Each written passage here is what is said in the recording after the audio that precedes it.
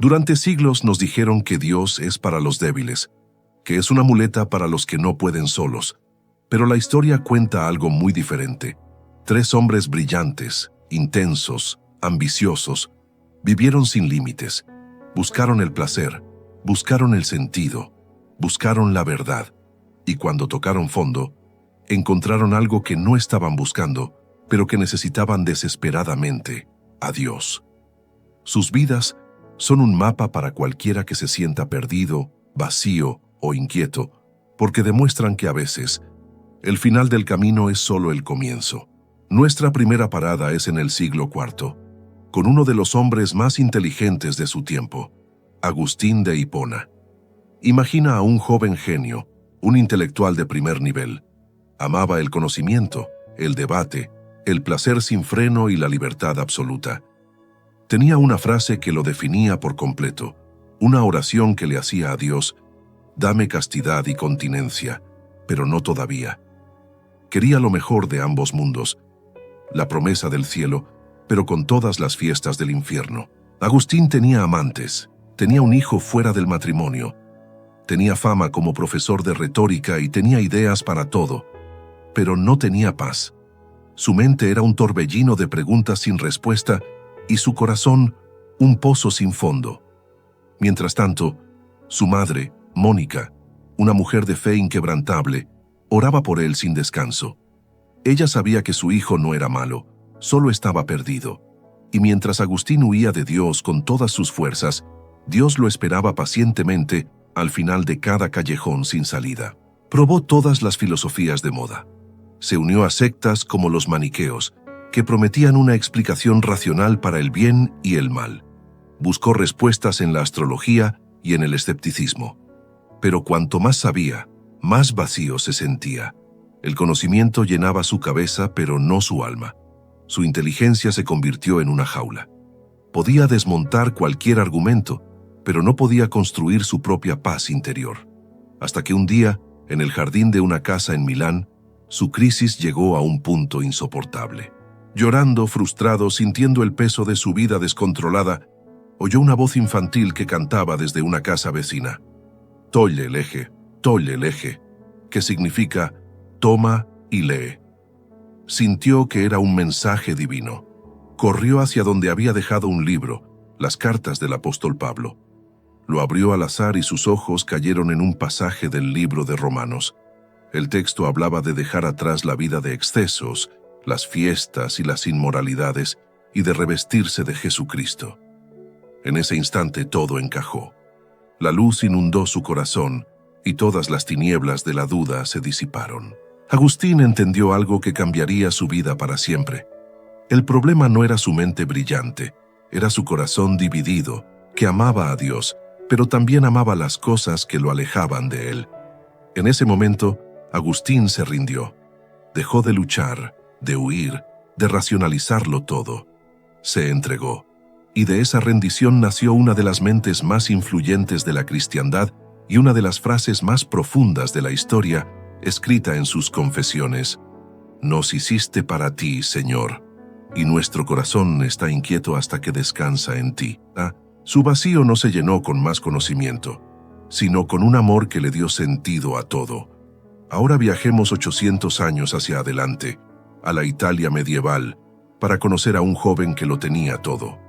Francisco de Asís nació rico. Su padre era un próspero comerciante de telas y Francisco era el alma de la fiesta. Amaba la moda, la buena vida, la aprobación de sus amigos. Su sueño era convertirse en un caballero famoso, ser admirado, ser importante. La gloria militar era su máxima aspiración, pero la vida tenía otros planes. Fue a la guerra, esperando volver como un héroe, pero fue capturado y pasó un año como prisionero. Esa experiencia lo rompió. Luego, una grave enfermedad lo postró en cama durante meses, frenando en seco su vida de fiestas y ambiciones. Y en ese silencio forzado, en esa quietud que nunca había buscado, algo empezó a hablarle desde dentro. Ya no encontraba placer en las cosas de antes. Las fiestas le parecían vacías, la ropa de lujo, superficial. Empezó a buscar la soledad, a caminar por el campo. Un día, mientras oraba en una pequeña iglesia en ruinas llamada San Damián, sintió que el crucifijo le hablaba. Escuchó una voz que decía: «Francisco, ve y repara mi iglesia, que, como ves, está en ruinas». Al principio lo tomó de forma literal. Creyó que Dios le pedía que reconstruyera ese pequeño edificio de piedra. Empezó a vender telas de la tienda de su padre para comprar materiales. Pero Dios hablaba de algo mucho más profundo. La iglesia no eran los muros, era el corazón de las personas, que se había vuelto frío y materialista. Su padre, furioso por lo que consideraba una locura, lo llevó a juicio frente al obispo.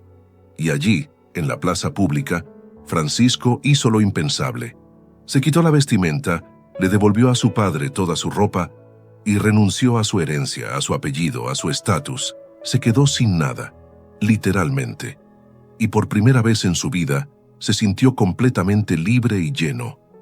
Descubrió que la pobreza no era una maldición, sino una liberación.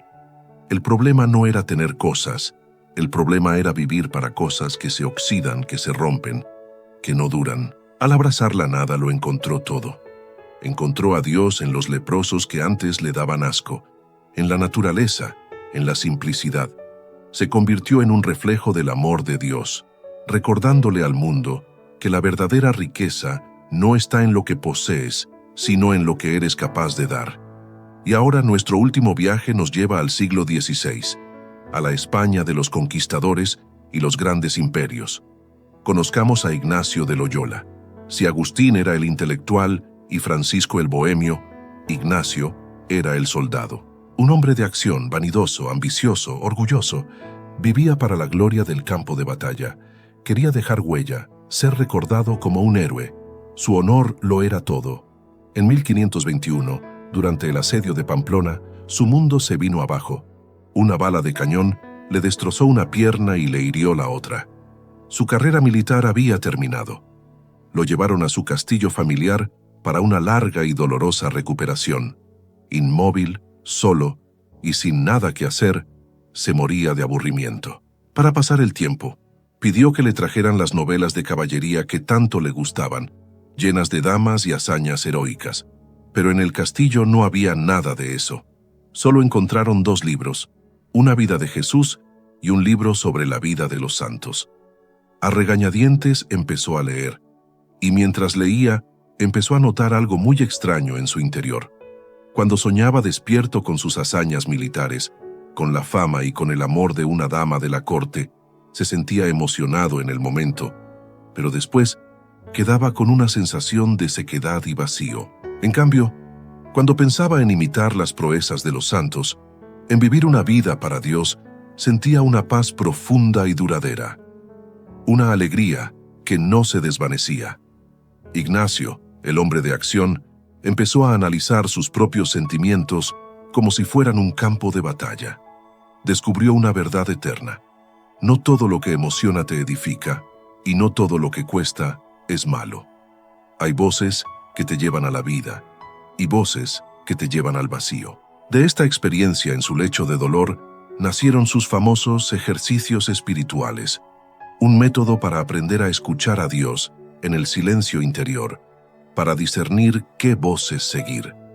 Ignacio entendió que la batalla más importante no se libra fuera, sino dentro de uno mismo.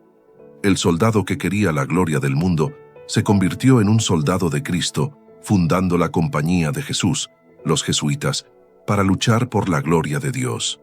Agustín, Francisco, Ignacio, el intelectual, el rico y el soldado. 3 vidas, 3 caminos, un mismo destino. Ninguno de ellos encontró a Dios cuando todo estaba bien, cuando la vida era fácil o cuando tenían el control. Lo encontraron cuando se quedaron sin respuestas, cuando sus planes fracasaron, cuando el mundo que habían construido se derrumbó. Dios no les gritó en medio del ruido de sus vidas, les susurró en el vacío que dejó la fiesta, en la quietud de la enfermedad, en el silencio de una habitación. Sus historias nos dejan un mensaje eterno. La crisis no siempre es una condena, a menudo es una invitación. El vacío no siempre es ausencia, a menudo es el espacio que Dios necesita para entrar. Así que si hoy te sientes inquieto, insatisfecho, si sientes que algo te falta, aunque lo tengas todo, tal vez no estés perdido. Tal vez simplemente estés siendo llamado. Porque cuando el mundo y sus promesas ya no alcanzan, Dios empieza a ser suficiente. Gracias por acompañarme en este viaje. Si te ha gustado, no olvides darle a like, suscribirte y compartirlo. Nos vemos en el próximo video.